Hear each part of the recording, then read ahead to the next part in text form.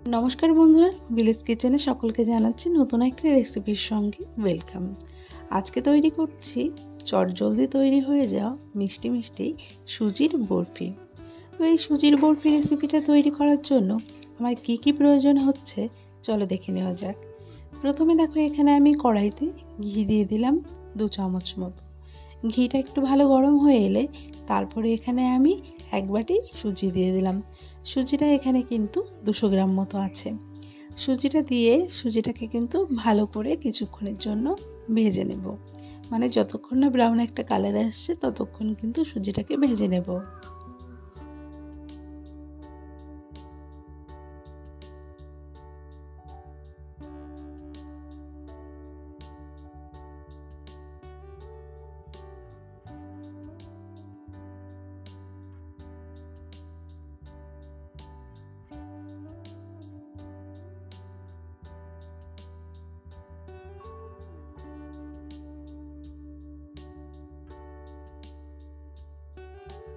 সুজিটাকে কিন্তু ঘি দিয়ে ভালো করে ভেজে নিয়েছি। এরপরে এই সুজির মধ্যে অ্যাড করব অল্প অল্প করে দুধ।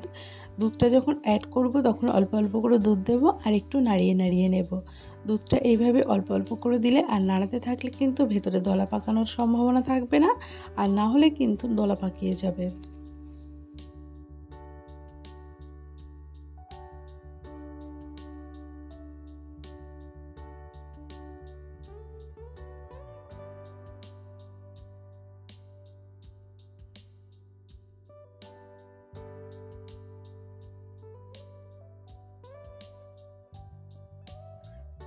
দুশো গ্রাম সুজির মধ্যে আমি কিন্তু 500 গ্রাম গরুর দুধ ব্যবহার করছি এখানে।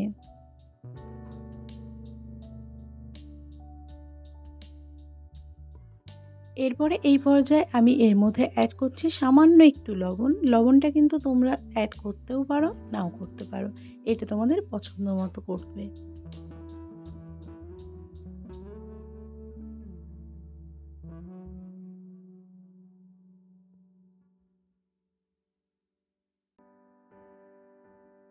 এরপরে আমি ব্যবহার করব চিনি। এখানে আমি 150 গ্রাম মতো চিনি নিয়েছি। তোমরা মিষ্টি যে যেমন পছন্দ করো সে তেমনভাবে কিন্তু চিনি ব্যবহার করবে। তো এবার চিনিটা দিয়ে ভালো করে মিশিয়ে নেব। চিনিটাও গলার জন্য একটু সময় লাগবে, তার জন্য কিন্তু চিনিটা এখনই দিয়ে দিলাম। দিয়ে এরকমভাবে অনবরত নাড়িয়ে রান্নাটা কিন্তু করে নেব।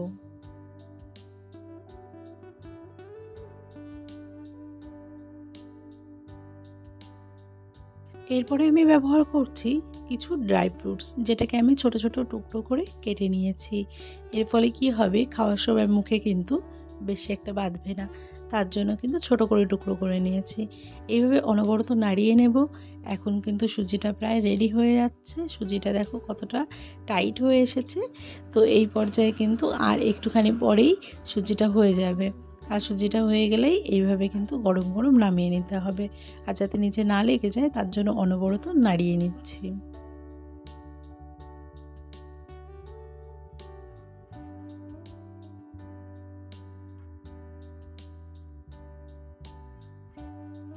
একটা থালার উপরে ভালো করে ঘি মাখিয়ে নিয়েছি।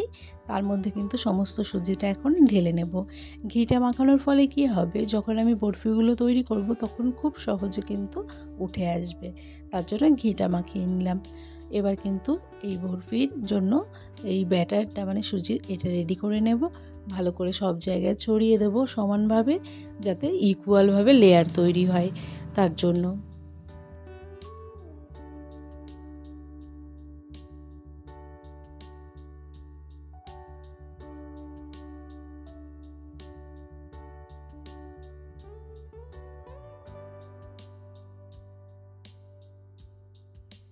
এরপরে একটা ছুরির সাহায্যে আমি ওপর ধারটা একটু প্লেন করার চেষ্টা করছি। তো যতটা সম্ভব ওপর দিকটা প্লেন করার চেষ্টা করছি। তো এইভাবে করে তারপরে তোমাদের সামনে আবারও ফিরে আসছি। আর এই পর্যায়ে সুজিটাকে কিন্তু আধ ঘন্টা মতো আমি ঠান্ডা করতে রেখে দেবো।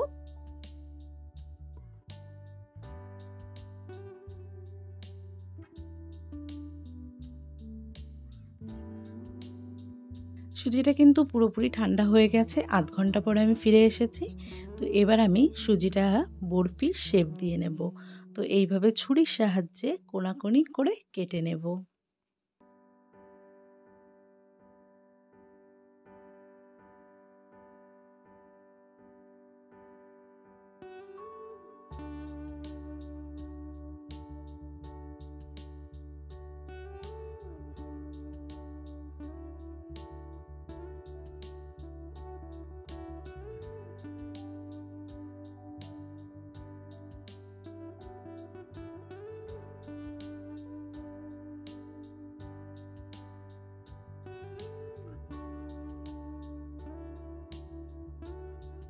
এবার এর ওপর দিয়ে আমি প্রত্যেকটা বরফির উপরে একটা একটা করে কিশমিশ দিয়ে দিচ্ছি। এর ফলে কিন্তু দেখতে অনেক সুন্দর লাগবে তার জন্য। তো এইভাবে আমি সম্পূর্ণটা করে নেব এখন।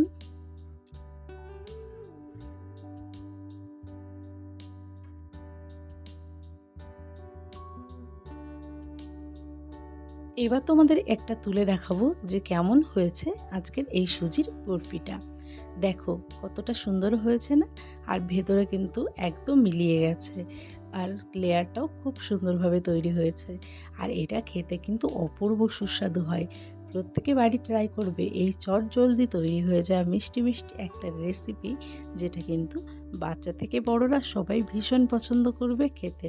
তোমরা কিন্তু পুজোতেও ব্যবহার করতে পারো, কিন্তু তখন তোমরা লবণ দেবে না এতে। তো আজকের এই রেসিপিটা তোমাদের কেমন লাগলো অবশ্যই কমেন্ট করে জানাবে। আর এই মিষ্টি মিষ্টি রেসিপিটা যদি ভালো লেগে থাকে তবে চ্যানেলটিকে সাবস্ক্রাইব করে দিয়ে আমার পাশে থাকবে বন্ধু হয়ে। তো আজকের মতো বিদায় নিচ্ছি, ফিরে আসবো তোমাদের সামনে নতুন রেসিপি নিয়ে। সবাই ভালো থাকবে।